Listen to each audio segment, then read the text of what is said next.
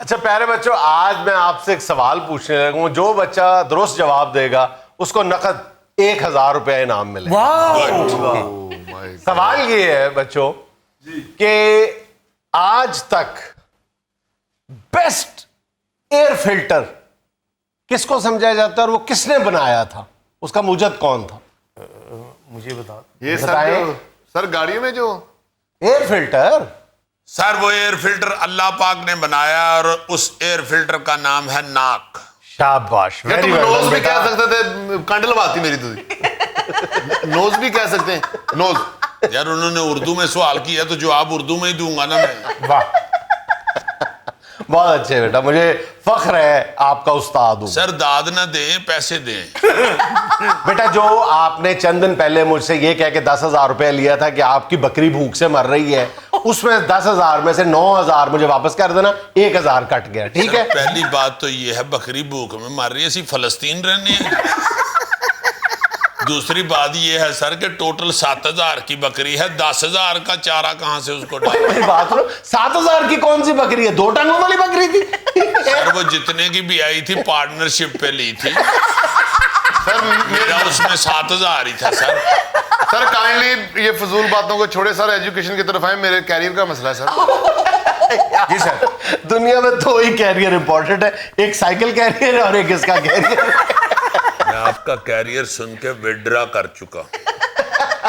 اچھا جی، ناک کو دنیا کا بہترین ایئر فلٹر کیوں کہا جاتا ہے؟ اس لیے کہ ہماری ناک کے اندر ہزاروں لاکھوں کی تعداد میں بال اور ریسیپٹرز لگے ہوتے ہیں جو ہوا کے ذریعے ہماری ناک میں جراثیم، وائرس، پولن، ڈسٹ، گرد و غبار جو بھی آتا ہے اس کو بلاک کر دیتے ہیں. اس کے بعد یہ فلٹر ایک ایسا کام کرتا ہے کہ جو باہر سے ہم ہوا اندر لے کے جاتے ہیں تو ہماری جو نیزل کیوٹی ہوتی ہے اس میں چھوٹے چھوٹے گڑھے بنے ہوتے ہیں، وہاں جا کے جو موئسچر شامل ہوتا ہے اس ہوا میں، جو اس کا ٹیمپریچر جو ہے ہمارے باڈی ٹیمپریچر کے مطابق کر دیتا ہے.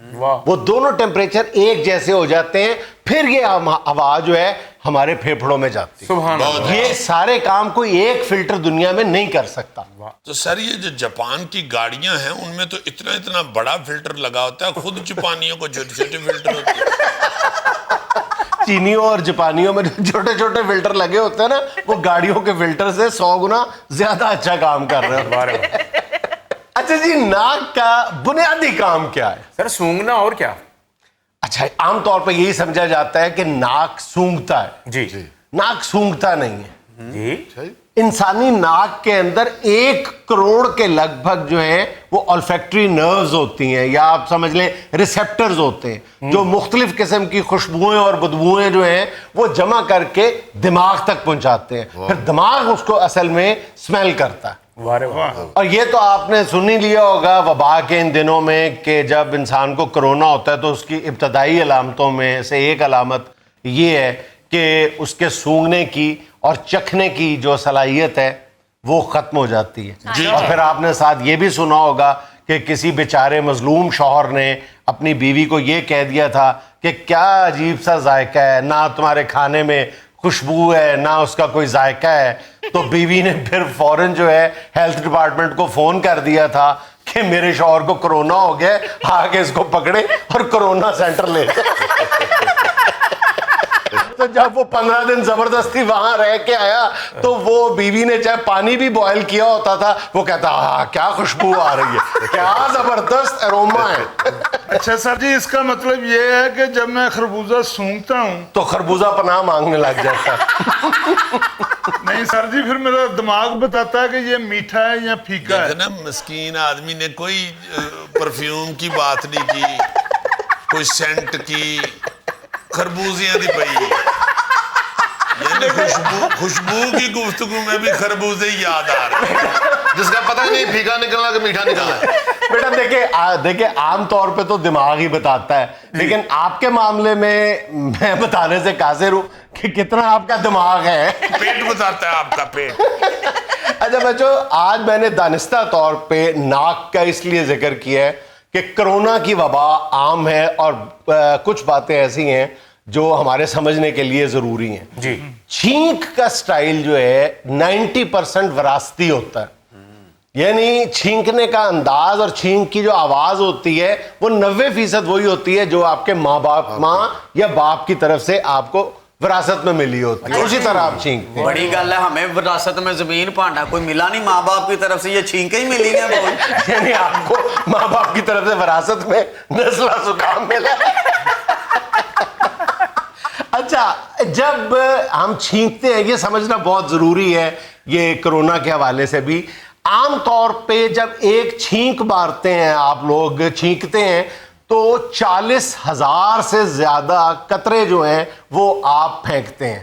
40,000 سے زیادہ چھوٹے چھوٹے قطرے جو ہیں آپ پھیلاتے ہیں، ٹھیک ہے، اور وہ 100 کلومیٹر فی گھنٹہ کی رفتار سے وہ یعنی سفر کرتے ہیں باہر. یعنی کوئی چھینک نہیں ہے، فوارہ ہے سر. ہاں، اور نارمل چھینک کے قطرے 5 فٹ دور تک جاتے ہیں. اچھا جی سر جی 40,000 کے ہوتے ہیں قطرے؟ جی سر یہ ایجوکیشن میری پہنچ سے دور ہے سر. سر یہ نارمل، یہ اس کا ویسے ہی ایجوکیشن سے دل اچاٹ ہو رہا ہے. اچھا سر ان کے محلے میں شادی تھی، اس نے اس میں کراکری والوں کی 2 کرسیاں چوری کر دی. تو آپ پھر سب میں سے، آپ سارے بچوں میں سے اگر مجھے کسی کے زندگی میں آگے بڑھنے کی امید ہے نا تو وہ یہی بچہ ہے. ظاہر ہے سر اس کے آگے کسی نے آنا ہی نہیں تو اس نے آگے ہی بڑھنا. یار کیا بات، میں انجن ہوں یار، آگے نہیں آنا. سر کی بات سنے، پھر میں بھی شکایت لگوں سر یہ نا لڑکی بن کے نا تو محلے کے لڑکوں کو تنگ کرتا ہے. اچھا، ایک بات اور آپ کو بتانا ضروری ہے. جیسا میں نے بتایا تھا کہ ناک جو ہے وہ دنیا کا بہترین ایئر فلٹر ہے جی. تو ناک کے بال جڑ سے نہیں اکھاڑنے چاہیے. کاٹ ضرور لیں، اگر آپ کو برے لگتے ہیں تو کاٹ ضرور لیں، کوشش کریں کہ آپ ان کو اکھاڑیں نہ. اچھا ایک اور دلچسپ فیکٹ جو ہے ناک کے بارے میں جی کہ ناک یا انسانی دماغ، جیسے میں نے کہا ناک نہیں سونگتا دماغ سونگتا ہے. جی جی. تو انسان میں 10,000 قسم کی بو مطلب خوشبو اور بدبو دونوں، وہ 10,000 قسم کی بو جو ہے وہ اسمیل کر لیتا ہے، وہ ڈیٹیکٹ کر لیتا ہے. 10,000 قسم کی. اور عام طور پہ یہ سمجھا جاتا ہے کہ کتا جو ہے وہ دنیا میں سب سے زیادہ سونگنے کی قوت رکھتا ہے، قوت شامہ اس کی سب سے زیادہ تیز ہے. جی. کتے سے بھی دگنی قوت شامہ جو ہے وہ افریقن ہاتھی کی ہے. افریقن ہاتھی جو ہے وہ کتے سے دگنی قوت شامہ رکھتا ہے. سر اس کا مطلب ہے کہ ایئرپورٹ پہ پھر کتوں کی بجائے ہاتھی رکھے جائیں. آپ دیکھ لیں آپ کے پچھلے ساتھی کے لیے ملازمت کا ایک موقع نکل آئے گا. سر یہ ادھر ملازم ہو گیا تو پھر سونگنا کس کو ہے.